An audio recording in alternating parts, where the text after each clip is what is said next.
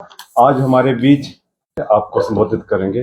मैं गुजारिश करता हूं जितेंद्र राणा जी से कि वो प्रेस वालों को संबोधित करें। सबसे पहले आप सबका इस प्रेस वार्ता में हार्दिक स्वागत है। आजकल प्रदेश के मुख्यमंत्री जो रेवेन्यू डेफिसिट ग्रांट को लेकर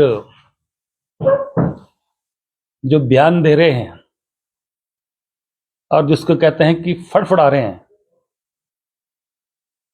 मैं सुक्खू सरकार की इकोनॉमिक जो डिजास्टर 3.25 साल में हुआ है, उन बिंदुओं पे मैं आपके समक्ष कुछ बातें रखूंगा। देखिए, सबसे पहले तो रेवेन्यू डेफिसिट ग्रांट की जहां तक प्रदेश की कांग्रेस सरकार आए दिन बयान दे रही है,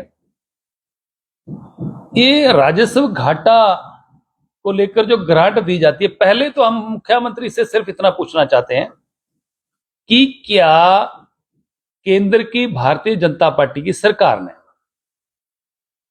हिंदुस्तान के भारतवर्ष के किसी भी राज्य को रेवेन्यू डेफिसिट ग्रांट जारी करी? ये जो रेवेन्यू डेफिसिट ग्रांट है, इसको लेकर तो पहले ही केंद्र सरकार ने सभी राज्यों को सचेत किया था कि इससे ज्यादा हम लोग आगे ग्रांट नहीं दे पाएंगे और ये 5 साल में अपनी जो आपकी इकोनॉमी है, अपना जो बजट है, उसको अकॉर्डिंगली आप एडजस्ट करें और आप अपने प्रदेश को आत्मनिर्भर बनाएं। ये कोई एकदम नहीं बंद कर दी है। तो मुख्यमंत्री कह रहे हैं कि हिमाचल प्रदेश के साथ धोखा हुआ, ये हुआ, वो हुआ।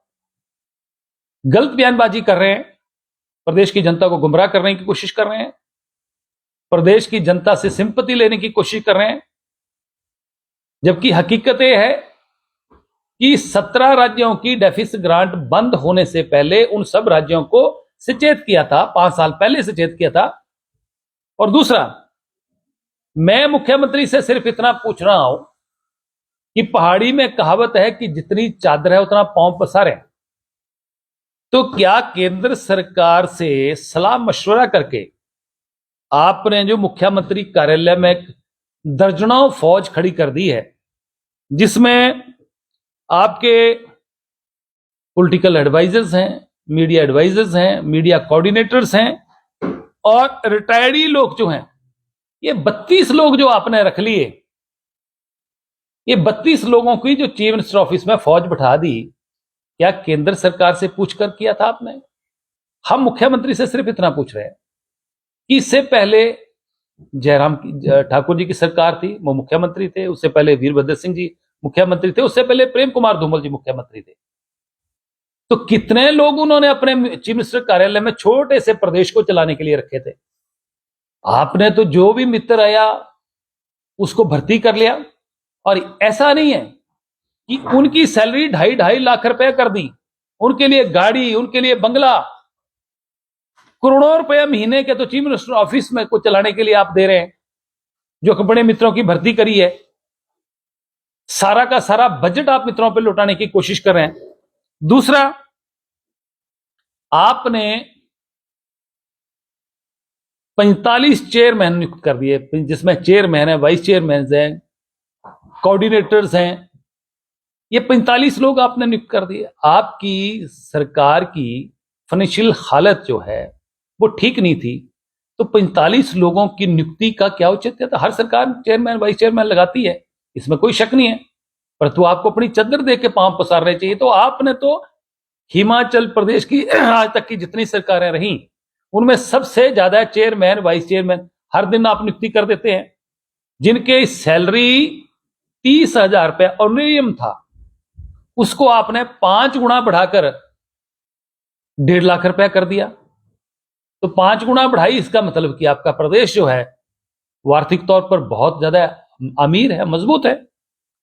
तीसरा, मैं कहना चाह रहा हूं कि आपने एक और रिकॉर्ड कायम कर दिया कि आपका जो एडवोकेट जनरल का ऑफिस है, उसमें आपने 88 लोगों की भर्ती कर दी, 88। जिसमें एडिशनल हैं, डिप्टी हैं, असिस्टेंट एडवोकेट जनरल्स हैं, 88 लोगों की भर्ती। आप देखिए कि एक एक व्यक्ति को 1.5 से 2.5 लाख रुपया जा रहा है। ऊपर से उनकी केस को अटेंड करने की फीस लग करोड़ों रुपया महीने का आप एजी ऑफिस में खर्च रहे हैं। ठीक है, एजी ऑफिस की जरूरत है, पर किसी भी मुख्यमंत्री 88 लोग नहीं लगाए। और उसके ऊपर आपने हर केस को लड़ने के लिए, चाहे दिल्ली में सुप्रीम कोर्ट में, चाहे प्रदेश में, इतनी बड़ी फौज होने के बाद या तो आपको इस फौज के ऊपर विश्वास नहीं है, आप बाहर से वकील हायर कर रहे हैं जिनकी एक पेशी का खर्चा जो है 10 से 15 लाख रुपया है। प्रदेश की जनता का, टैक्स पेयर्स का पैसा आप इस तरीके से उसको लुटाने का काम कर रहे हैं। प्रदेश का खजाना तो लुटेगा ही। एक आपकी मिसमैनेजमेंट यहां पर, दूसरा आपने पब्लिक रिलेशन विभाग में, आईपीए, इसमें आईपीआर में आपने 40 करोड़ का बजट रखा। 40 करोड़ रुपए के बजट में आप हर तीसरे दिन अपनी होल्डिंग चेंज कर देते हैं। ये भाई, ये पैसा पब्लिक का पैसा है। आपको तो पब्लिक ने इसलिए चुना था, इसलिए भेजा था कि आप कस्टोडियन के तौर पर इसकी रक्षा करें और सही जगह लोगों की डेवलपमेंट के ऊपर पैसा खर्च हो, लोगों के वेलफेयर में खर्च हो। 40 करोड़ रुपया छोटे से राज्य में आप पब्लिसिटी पे खर्च रहे हैं। ऊपर से 15 लाख रुपया उत्तर प्रदेश की एक एजेंसी को आप अपनी पब्लिसिटी करने के लिए दे रहे हैं, जो 2 कैमरे लेके साथ में चले होते हैं। 15 लाख रुपया महीने का, तो एक किस एजेंसी किसकी है, किसके थ्रू हुआ है, कौन इसमें पैसे कमा रहा है, किसको लाभ दिया जा रहा है? ये तो प्रदेश की जनता का पैसा भाई। ये सुखविंदर सिंह सुक्खू का कोई निजी पैसा थोड़ी है कि प्रदेश की कांग्रेस सरकार का अपना निजी खजाना थोड़ी है, लोगों का पैसा है। इस तरीके से दोनों हाथों से लुटा रहे हैं। तीसरा, मैं ये कहना चाह रहा हूं कि हर मंत्री को आपने 2 सोशल मीडिया को हैंडल करने के लिए नियुक्तियां दे दी कि 50-50 हजार रुपया उनको दिया, 1 लाख रुपया हर मंत्री का वो जा रहा है। कुल मिला के इस तरीके से जो मिसमैनेजमेंट हुई है, जिसको कहते हैं कि किसी भी अनट्रेड, जिसको ड्राइविंग ना आती हो और ड्राइविंग ना आने के कारण उसको बस के स्टीयरिंग पर बैठा दिया जाए और बीच में सवारियां भी बैठा दी जाएं और बस भी 40 सीटर हो, तो ड्राइवर के पास ना लाइसेंस हो या लाइसेंस बनाया भी हो तो उसको गाड़ी चलानी नहीं आती हो, तो एक्सीडेंट तो मारेगा। और इसी तरीके से प्रदेश के मुख्यमंत्री ने प्रदेश की जनता या हिमाचल प्रदेश का जो एक्सीडेंट जो किया है और प्रदेश के खजाने को दोनों हाथों से लुटाया है, प्रदेश को खाली कर दिया है, इसके लिए कोई और जिम्मेवार नहीं। केंद्र सरकार ने तो पहले सचेत किया था, आपने तो प्रदेश का बेड़ा गर्क कर दिया। आपने इस सरकार ने, मुख्यमंत्री ने, कई ऐसे इंटेलिजेंट अधिकारी हैं, आईएएस हैं, कोई आईपीएस हैं, जिनको हर महीने की सैलरी जा रही है और उनको आपने फ्री बैठा के रखा है। कई ऐसे अधिकारी हैं जिनको 5-5 विभाग दे के रखे हैं, वो ओवरबर्डन है। ये क्या सांठ-गांठ है? जो अधिकारियों को सरकार के खजाने से लोगों के टैक्स पेयर्स का पैसा सैलरी के रूप में जा रहा है, तो उनसे आप काम क्या ले रहे हैं? मिसमैनेजमेंट ये भी है या कोई मिली भगत है? इसके अलावा फाइनेंशियल मिसमैनेजमेंट्स की बात हो रही है। मुख्यमंत्री ने वाटर सेस कमीशन बना दिया और वाटर सेस कमीशन ने अनकॉन्स्टिट्यूशनल तरीके से छोटे जो इंटरप्रेन्योर्स थे उनसे वाटर सेस लगा के 32 करोड़ रुपया इकट्ठा किया। और जब लोग वो सुप्रीम कोर्ट गए तो उस पर स्टे हो गया। एक वाटर सेस कमीशन जिसका कोई लॉजिक नहीं है, इलीगल तरीके से आपने उसको बनाया, उस पे हर महीने उनके सैलरीज, उनकी गाड़ियां, उनके बंगलों पे करोड़ों रुपए महीने का खर्च किया जा रहा है। उल्टा इस केस को लड़ने के लिए जब हाई कोर्ट ने इसको अनकॉन्स्टिट्यूशनल डिक्लेयर किया, उस पे बाहर के वकील हायर करके करोड़ों रुपया प्रदेश के खजाने से आपने जो बाहर से वकील हायर किए उस पे खर्च कर दिया, तो प्रदेश का तो दिवालिया निकलना ही है। इसके अलावा आप देखिए कि प्रदेश के मुख्यमंत्री कहते हैं कि मैं 2032 में हिमाचल प्रदेश को हिंदुस्तान का सबसे मजबूत आर्थिक तौर पर राज्य बनाऊंगा। पहले मुख्यमंत्री जी आप ये बताओ कि 1971 में हिमाचल प्रदेश का गठन हुआ, पूर्ण राज्य का दर्जा मिला, और 2021 तक 12 सरकारें नहीं, 12 सरकारों ने, जिसमें 2 सरकारें 2.5 साल की थी, 12 सरकारों ने 51 सालों ने मिलकर, 51 वर्षों में सारी सरकारों ने मिलकर 68,000 करोड़ रुपया प्रदेश को डेवलप करने के लिए, नई नई योजनाएं शुरू करने के लिए लिया। आपने तो रिकॉर्ड कायम कर दिया। 3 साल में आपने हिमाचल प्रदेश के ऊपर 40,000 करोड़ रुपया कर्जा ले लिया, और आज की तारीख में 10,000 करोड़ रुपया कर्जा जो है वो आपको ठेकेदारों को देने को पड़ा है। कई ठेकेदारों ने ताले लगा दिए जहां उद्घाटन करने थे। 50,000 करोड़ कर्जा आप प्रदेश पर 3 सालों में करते हैं, और 51 साल में 68,000 करोड़ कर्जा होता है। इस आत्मनिर्भर बनाने की बात कर रहे हैं प्रदेश को, प्रदेश का सत्यानाश कर दिया। अगली कड़ी आपके हेल्थ डिपार्टमेंट में क्या हो रहा है? आज तक मैंने सुना नहीं किसी भी राज्य में ऐसा होता हो। डॉक्टर्स की पोस्टिंग लेने के लिए, पोस्ट ट्रांसफर करने के लिए रेट बंधे हुए हैं। ये पैसा कौन ले रहा है? ये पैसा किसको जा रहा है? इस सरकार ने भ्रष्टाचार की सारी सीमाएं तोड़ दी हैं, और जिस सरकार में चौधरी ज्यादा हो जाए, एजेंट ज्यादा हो जाएं, तो मुझे लगता है कि ये जो सारे के सारी नियुक्तियां करी हैं और कई पावर सेंटर बना दिए हैं प्रदेश में, इस सरकार ने भ्रष्टाचार की सारी सीमाएं पार कर दी हैं। हेल्थ डिपार्टमेंट की बहुत ज्यादा चर्चा हो रही है, बाकियों की तो है, पर हेल्थ डिपार्टमेंट की बड़ी चर्चा है कि डॉक्टरों तक के पैसे लिए जा रहे हैं, उनकी ट्रांसफर्स के पैसे लिए जा रहे हैं, और बड़ी बड़ी मशीनें खरीदने के लिए सरकार जो है दौड़ के खरीद रही है। चाहे उसके ऊपर मिट्टी बैठ रही है, वो चल नहीं रही है, क्योंकि जहां कमीशन की सेटिंग हो रही है वहां बड़ी बड़ी मशीनें खरीदी जा रही हैं। केंद्र सरकार ने 2 लाख करोड़ रुपया विभिन्न योजनाओं के लिए दिया, चाहे नेशनल हाईवेज हैं, चाहे प्रधानमंत्री ग्रामीण सड़क योजना है, चाहे डिजास्टर में दिए हैं, अलग अलग योजनाओं में दिए हैं। उनको आपने डाइवर्ट करते रहे, सैलरी सेटमेंट डाइवर्ट करते रहे, डेवलपमेंट हो नहीं रही है।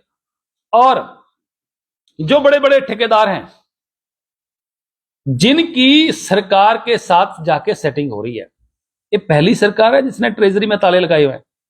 ट्रेजरी रोज खुलती है, पर खुलती उनके लिए जिनकी बड़ी बड़ी पेमेंटें हैं और जिनकी सेटिंग जो है वो सरकार के साथ कमीशन की सेटिंग हो जाती है।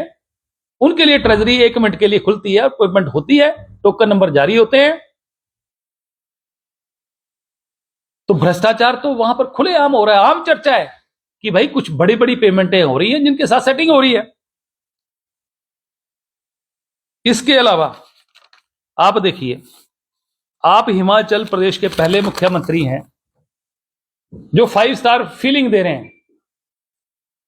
हमने इस मामले को कई बार उठाया, मुख्यमंत्री ने इसका जवाब तक नहीं दिया कि मुख्यमंत्री चंडीगढ़ जाएं चाहे दिल्ली जाएं, रात के अंधेरे में सारा कारगेट आगे पीछे करके, सारी पुलिस सिक्योरिटी आगे पीछे करके मुख्यमंत्री 5 स्टार में चले जाते हैं। रात को किसको मिल रहे हैं, किसके साथ डील कर रहे हैं, बहुत रहस्यमय विषय है। इससे पहले भी आरोप लग चुके हैं कि चंडीगढ़ में हयात होटल में एक व्यापारी ने जो आरोप लगाए थे कि मुझे वहां बुलाया गया और मेरे से 50 लाख रुपया वन टाइम सेटलमेंट की जो है मेरे साथ बात की, मैंने पैसे दिए, उसका काम भी नहीं हुआ। तो 5 स्टार होटल में आप चंडीगढ़ हो चाहे दिल्ली हो, मुख्यमंत्री रुकते हैं। अब प्रश्न यह खड़ा हो रहा है कि 5 स्टार होटल में ये कमरे किसके नाम बुक होते हैं? पेमेंट कौन कर रहा है इसकी? अगर सरकार कर रही है तो सरकार अमीर है, क्योंकि सरकार के पास हिमाचल सदन है, हिमाचल भवन है, चंडीगढ़ में हिमाचल भवन है, वहां पर मुख्यमंत्री के लिए विशेष सीट वहां पर बने हैं, तो सारे के सारे मुख्यमंत्री वहीं रुकते थे। आप वहां ना रुककर आप 5 स्टार में रुकते हैं, तो इसके पीछे राज क्या है हम जानना चाहते हैं, प्रदेश की जनता जानना चाहती है। हम मुख्यमंत्री सुखविंदर सिंह सुक्खू की बात नहीं कर रहे, हम मुख्यमंत्री की बात कर रहे हैं, क्योंकि मुख्यमंत्री प्रदेश सरकार के मुखिया हैं, जो प्रदेश के लोगों के टैक्स पेयर्स के पैसे की कस्टोडियन है, और उस पैसे का मिसयूज क्यों हो रहा है। आज प्रदेश सरकार और मुख्यमंत्री केंद्र सरकार को कोसने की बजाय आप प्रदेश के रिसोर्सेज डेवलप करते, खर्चों को कम करते। अभी अभी नई ताजा मीडिया में सुर्खियां बने हुए हैं कि पहली दफा हिमाचल प्रदेश के इतिहास में एपीएमसी के जो डिस्ट्रिक्ट चेयरमैन होते हैं, जिले के जो होते हैं, स्टेट के चेयरमैन को तो गाड़ियां पहले भी मिलती थी, स्टेट के चेयरमैनों को, डिस्ट्रिक्ट के चेयरमैनों को भी नई गाड़ियां खरीदी जा रही हैं।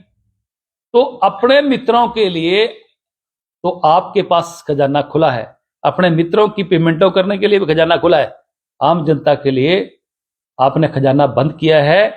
क्या मैं मुख्यमंत्री से पूछना चाहता हूं कि आपने जो गारंटियां दी थी, 10 गारंटियां, क्या यह केंद्र सरकार को पूछ कर दी थी कि हम ऐसी गारंटियां, झूठी गारंटियां दे रहे हैं और सरकार, केंद्र सरकार हमारी मदद करेगी, उसे हम पूरी करेंगे? ये सारे के सारे विषय हैं, ये सारा का सारा मिसमैनेजमेंट है, इस सरकार में पूरी तरह भ्रष्टाचार है, प्रदेश के खजाने का मिसयूज है, और प्रदेश को लूटने का काम ईस्ट इंडिया कंपनी की तरह इन लोगों ने किया है। तो मैं समझता हूं कि मुख्यमंत्री को केंद्र सरकार से अगर कोई मदद भी चाहिए है, केंद्र सरकार तो खुल के मदद कर रही है, आप मिसयूज कर रहे हैं उसका, उसके बावजूद भी अगर लगता है कि मित्रों को आपने पालने के लिए, आपके मित्रों को पालने के लिए केंद्र सरकार की मदद है, तो ऐसी कोई योजना केंद्र सरकार बना भी दे आपके मित्रों को पालने के लिए। परंतु पहले आप एक तरफ आप पोसने का काम करते हैं और दूसरी तरफ आप मदद की बात करते हैं। पहाड़ी में कहते हैं कि 2-2 खानी, वो भी चुपड़ी चुपड़ी खानी, ऐसा संभव नहीं है। मैंने तो इतने बोलना, आप बताइए। राणा जी, जैसा कि सुप्रीम कोर्ट ने अभी 31 मई से पहले पंचायत चुनाव कराने के निर्देश दिए हैं जी, क्या कहेंगे आप? सरकार, ये सरकार बेईमान सरकार है। इस सरकार को दिसंबर महीने में ही चुनाव पंचायतों के करवा देने चाहिए थे।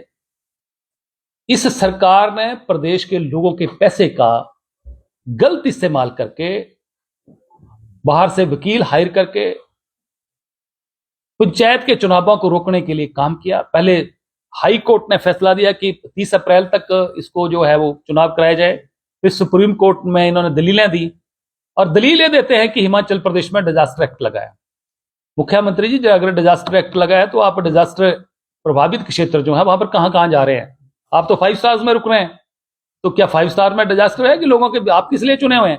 लोगों के बीच में जाएं जहां डिजास्टर है। ये सरकार झूठी है, झूठे नोटिफिकेशन करती है और झूठ का सहारा लगा के पंचायत के लोगों, पंचायत चुनावों में प्रदेश की जनता को महरूम रखना चाहती है। अब तो सुप्रीम कोर्ट का फैसला आया, हो सकता अगर सुप्रीम कोर्ट के भी ऊपर कोई होता, कोर्ट तो भी ये कोर्ट में वहां भी चले जाते, परंतु अब इनको 31 मई से पहले चुनाव कराना पड़ेगा।